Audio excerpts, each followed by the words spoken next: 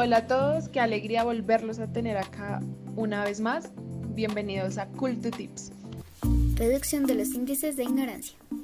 Buenos días, personas del pasado. El día de hoy les tenemos un tema muy interesante que sé que les va a gustar. ¿Están preparados? Como ya saben, la psicología tiene muchísimas ramas de estudio debido a la complejidad del ser humano. Para ello les contaremos acerca de la psicología cultural. ¿Pero qué es? Bueno, vamos a ver. Primero debemos saber que es una ciencia humana interdisciplinaria que retoma la antropología, los elementos para el análisis de los ambientes socioculturales en toda su intencionalidad y particularidad. Por lo tanto, estudia la manera en que las tradiciones culturales y las prácticas sociales regulan, expresan y transforman. Esto se debe a que el primer objetivo que tiene la psicología cultural es analizar a las personas desde su intencionalidad y su historicidad, ya que consideran que la cultura y la mente son inseparables. Esto también es a causa de las constituciones mentales de y por las simbologías o los símbolos, por las expresiones humanas significativas, estructuradas, históricamente contextualizadas y socialmente producidas y transmitidas. Y ahora seguimos con la historia que debes saber, pero que nunca estudias. ¿No les parece que la historia es genial? O sea, conocer el origen de todo lo que tenemos y aplicamos en el presente. Sí, estamos en los siglos de la Ilustración. Este movimiento tuvo un gran impacto cultural e intelectual, que no solo tuvo repercusiones en esta época, sino también que trascendió en la historia. Esta corriente defendía la naturaleza mental o interna del ser humano y las diferencias que lo distinguían de otros organismos. Asimismo, afirmaban que la sociedad y la cultura ha pasado por un avance evolutivo desde el salvajismo, de ser nómadas y de utilizar como herramientas de piedra, a utilizar una maquinaria mucho más avanzada y hacer una civilización sedentaria, según su concepción racionalista. Increíble, ¿verdad? Estamos en la escuela de Göttingen. Allí nos comenta que su concepto de cultura como fundamento básico para entender la vida humana, en el cual se considera como las prácticas sociales están medidas por la misma cultura. Hay que destacar que también se plantea un desarrollo colectivo que se caracteriza por tener un lenguaje como mecanismo cultural, en el cual se centra la conducta y también el pensamiento. Pero bueno, ¿qué tal si nos vamos al otro lado del mundo? Veamos dónde está Sofía. Ahora me encuentro en Estados Unidos con el famoso señor Wundt, el cual dio paso a la psicología experimental, que se relacionaba con los procesos básicos. Sin embargo, él consideraba que los procesos psicológicos superiores se dan de manera colectiva. Por esto, mediante un método de análisis histórico, la psicología experimental puede llegar a tener un acercamiento de estos productos culturales. Nuestro queridísimo y amado y amigo el señor Vygotsky nos plantea que la distinción humana es la capacidad de gobernar ya sea la conducta propia y ajena, mediante la creación y utilización de los signos y símbolos, considerando que el aprendizaje de las personas tiene que ver con el entorno en que se desarrolla o en la cultura en la que convive. Asimismo se caracteriza como dos aspectos. El primero es el principio de significancia, en el cual se puede ver desde lo filogenético, ontogenético, microgenético y sociocultural. Y por el otro lado se encuentra el aspecto de pensamiento simbólico, en donde están los signos y los símbolos que se encuentran en la cultura, así como influencian en el desarrollo de la identidad y subjetividad de las personas. Increíble, ¿verdad? O sea, Vygotsky fue uno de los mayores influenciadores de la psicología cultural desde sus bases teóricas. Pero también tenemos a alguien que fue muy importante pues para comprender los esquemas y cómo la cultura nos rodea. Entonces, vamos con Sophie. Estoy con el mismísimo Profe Brenner, quien considera que los procesos psicológicos deben estudiarse en ambientes reales, los cuales están divididos y se los voy a explicar a continuación. Primeramente tenemos al microsistema, el cual se basa en las relaciones interpersonales de un sujeto o los patrones de actividad que esta persona desarrolla en relación con todo lo que le rodea. Un ejemplo puede ser mi relación en el colegio, con mi familia o con el trabajo. Por otro lado tenemos al mesosistema, o también lo podemos integración de dos o más microsistemas. Este se basa como en un ejemplo, los niños con la escuela y con su familia y cómo él se desarrolla en estos ambientes. Seguidamente tenemos al exosistema. Este se caracteriza por ser entornos de la persona en los cuales no participa activamente. Un ejemplo para que lo podamos comprender es el trabajo que tienen los papás del niño o alguna clase o actividad que tenga alguno de sus hermanos que lo pueden llegar a afectar en algún momento. Y por último tenemos al macrosistema, que es el que reúne los sistemas de menor orden, micro, meso y exo. Y pues este puede existir a través de la subcultura o la cultura en su totalidad, junto con cualquier sistema de creencias o ideologías que sustente estas correspondencias. Y ahora vamos a conocer un poco del CASMEP. Uy, cómo han cambiado las cosas aquí en el futuro. Noto mucho los cambios y sobre todo los cambios tecnológicos. No entiendo cómo hacían antes para comunicarse sin WhatsApp, o sea, el WhatsApp es esencial.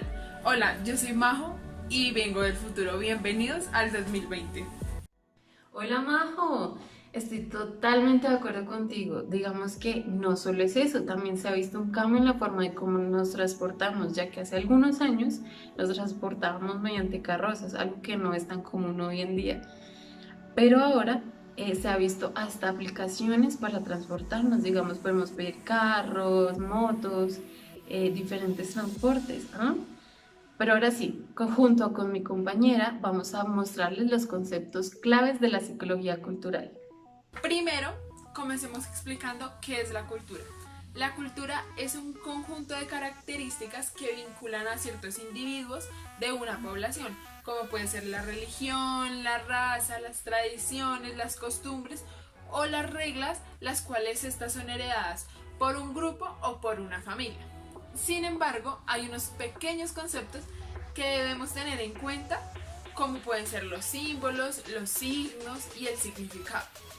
El signo es un objeto o un hecho que tiene un significado, por ejemplo, las señales de tránsito como esta. Esta señal indica que está prohibido realizar una acción en ese espacio. También encontramos el símbolo. Este símbolo es una representación perceptible de una idea con rasgos asociados por una convención socialmente aceptada. Puede ser física o mental, como lo puede ser una mesa. Y el significado es la interpretación que se le da a las cosas o a las situaciones, como por ejemplo el significado que se le da a la salud, a las iglesias o incluso hasta la muerte. Un concepto muy importante que abarca lo anterior y que también debemos tener en cuenta son los artefactos. Estos son aspectos del mundo corporal que se han modificado en la historia de su incorporación a la acción humana dirigida a metas. Sirven como mediadores culturales y estos ya pueden ser reconocidos como ideales o físicos. Un autor muy importante los divide en tres, en primarios, secundarios y terciarios. Según el autor Marx, los primarios hacen referencia a la materia que ha sido transformada, que antes significaba algo. Estos son utilizados directamente para la producción. Pueden ser bienes, herramientas u objetos. Un ejemplo de ellos pueden ser el esfero, la cama, una mesa o un celular. Por otro lado, en los secundarios, estas son una representación de estos primarios que estábamos hablando. Ese es el modo en que se transmite la acción o esquemas, guiones o modos de una acción. Un ejemplo de estos serían las normas o las señales de tránsito, las políticas, las tradiciones y costumbres. Por último, tenemos a los terciarios, que estos sobrepasan dicha forma física. Estos pueden configurar o teñir en la manera que vemos al mundo. Abarca a estos primarios secundarios. Estos pueden ser creencias políticas o religiosas. Ya pasando a otro concepto, hablemos de los modelos culturales. Estos modelos buscan interpretar la experiencia de un modelo integrado de forma holística, siendo así elementos apropiados o necesarios para participar en una situación, como los roles sociales o en relaciones causales. A partir de ello, podemos ver que la cultura no está solamente en el contexto o en las actividades y en las acciones humanas, sino que también está dentro de una estructura psicológica conformada por la acción y la subjetividad de las personas, a lo cual llamaremos como esquemas culturales. Estas se dividen en interior, la cual infiere al razonamiento, a la subjetividad, a los símbolos y también al pensamiento. Eso sería un artefacto terciario. Y el exterior serían los signos y los símbolos, artefactos como primarios o secundarios. También encontramos los guiones. Estos son esquemas de acontecimientos los cuales proporcionan un nivel básico de conocimiento en la jerarquía de relaciones. En pocas palabras, el guión vendría siendo la norma la cual se crea en un contexto en específico. Es allí donde los esquemas culturales efectúan dicha norma. Ahora bien, todo este proceso se da mediante un concepto importante, el cual es el contexto, que es la mediación que existe en una cultura específica, el cual determina la forma en cómo el individuo actúa dependiendo en el entorno en el que se encuentra y en el que se desarrolla. Esto se relaciona mayormente con los postulados por el gran autor Bronfenbrenner. ¿Se acuerdan de él? El microsistema, el mesosistema, el exosistema y el macrosistema.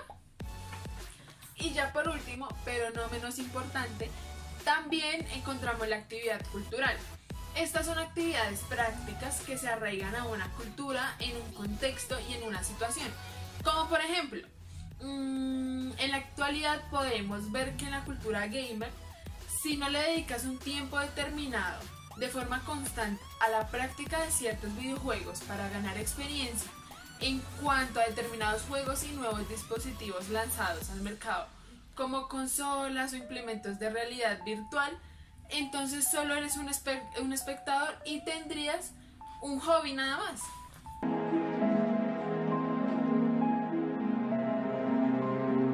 Esto suena muy interesante, Majo, pero para comprenderlo un poco mejor, lo veremos a continuación en los siguientes ejemplos. En este caso, Mafe y Vale son amigas de la universidad desde hace poco tiempo.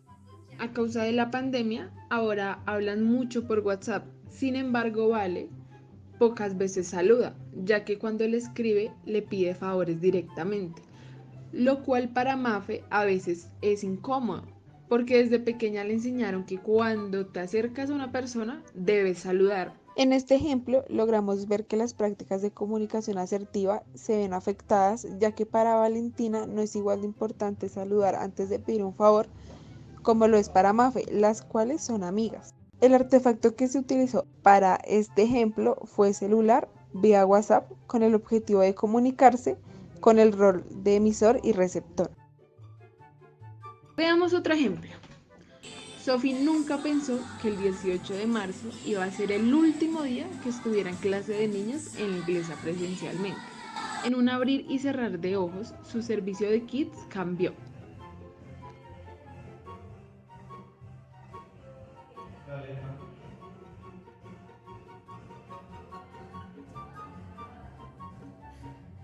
Y ya para este último ejemplo, las prácticas de enseñanza presencial se vieron afectadas, ya que Sophie nunca imaginó que la forma en que ella daba clases iba a cambiar de esta forma tan drástica. El artefacto que se utilizó fueron las cámaras y la plataforma YouTube, que fue donde ella sube las clases, con el objetivo de enseñar y en el rol de profesora a todos los niños de la iglesia. Culto Tips, donde la ignorancia ya no es una excusa.